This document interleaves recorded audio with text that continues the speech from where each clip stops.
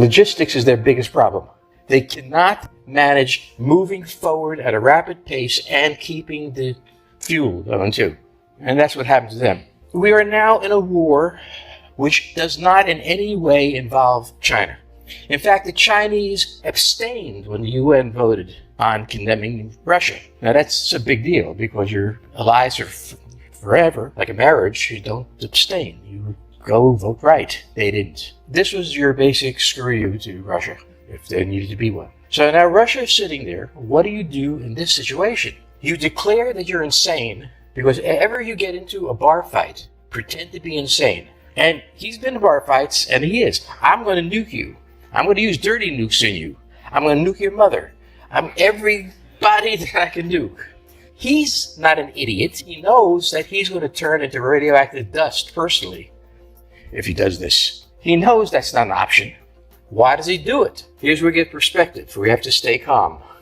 You have to say, he's doing it because his back's against the wall and he's got to do something. Be calm, which is not what we're good at, but this is what's going on there. Russia had a major intelligence failure, inappropriate weapons, and didn't send enough force. His final problem is that he's had to dragoon, I won't call, not subscription, dragoon an army. He's out of an army. The one problem that he has is training an army. It's one thing having in your camp. How do you train the infantrymen? I think it would take about 6 months before somebody goes through AIT. The Russians are going to send completely untrained troops into combat. Well, no, they're not, but they've done this because they had to. The basic weakness of the Russian army is a lack of sergeants. What I mean by this is the Chinese have sergeants. The British, God knows, have sergeants. Scary. The Americans train. We have trainers. We have experienced forces who have been in combat, hopefully. But even if they haven't, they understand the basic principles of tactical warfare. And for 3 months, it's pounded into their heads. So they never want to think of that day again. The Russians do not have sergeants. They have lieutenants who have been in 6 months, who are assigned to train people who have been there no months. This is why the Russian army performs badly. It has never had a coherent training program. Why? Because in World War II, they didn't have the time for it. And because they didn't have the time for it, they sent them in to die. And I was not kidding. The best they could do to hold the Russians, to hold the Germans, I should say, was hit them again, and take the casualties. But this is a nuanced war, a complex war, choreographed by the Americans. I won't say that the Pentagon has a lot to do with planning, but what the hell. This is planned for it. It's with a force that's highly motivated, totally committed, and knows that it has the United States at its back, and the British at its back. Even the Germans at its back, but they you don't trust.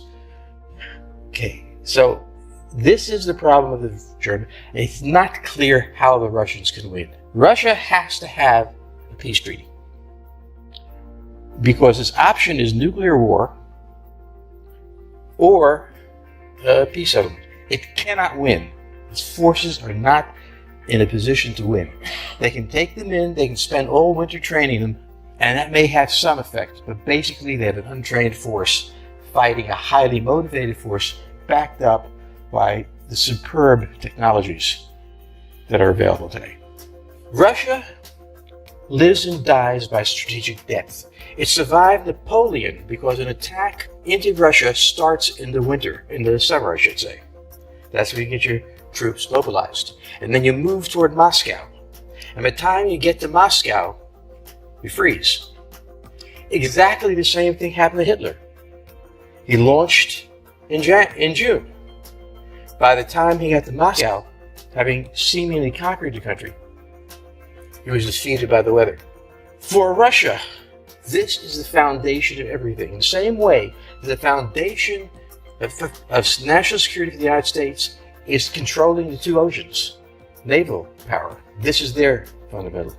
Now, the problem was this. After the fall of the Soviet Union, Ukraine was independent.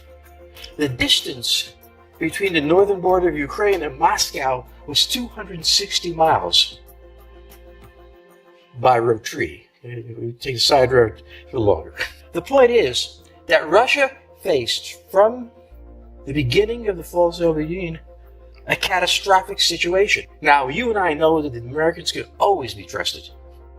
The Russians have a somewhat different view.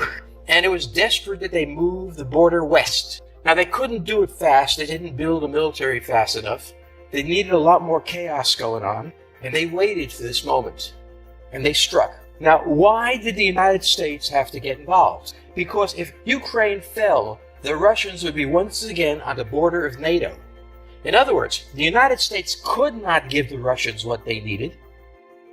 And the Russians could not give the Americans what they needed. And so that's when wars begin.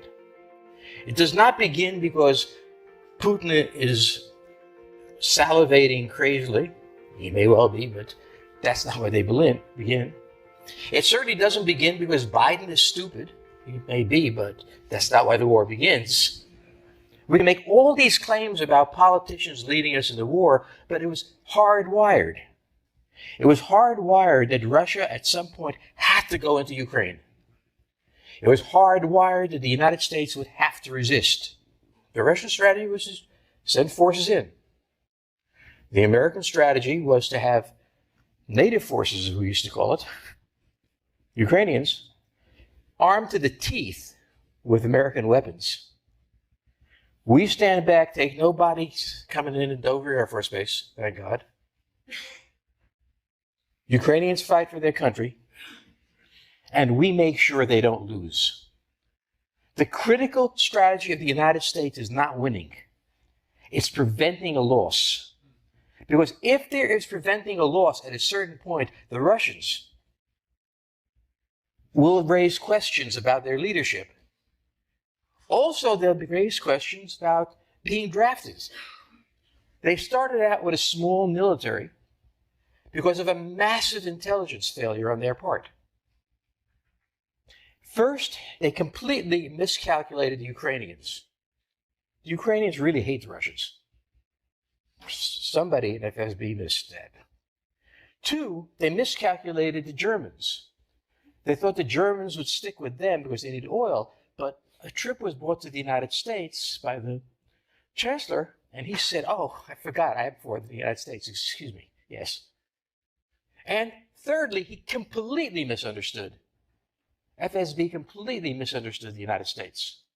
It saw that we were bad-mouthing each other, that we were enraged at everything, that we believed in the deep state and everything else. They didn't remember what the KGB, old KGB knew. This is the way we always are. We're always pissed off at somebody else. He genuinely thought this was the moment because of what he thought was instability in the United States, not just healthy exercise. And as a result, he attacked from a stupid formation. 3 armored columns, hundreds of miles apart, rushing down to envelop something that isn't there.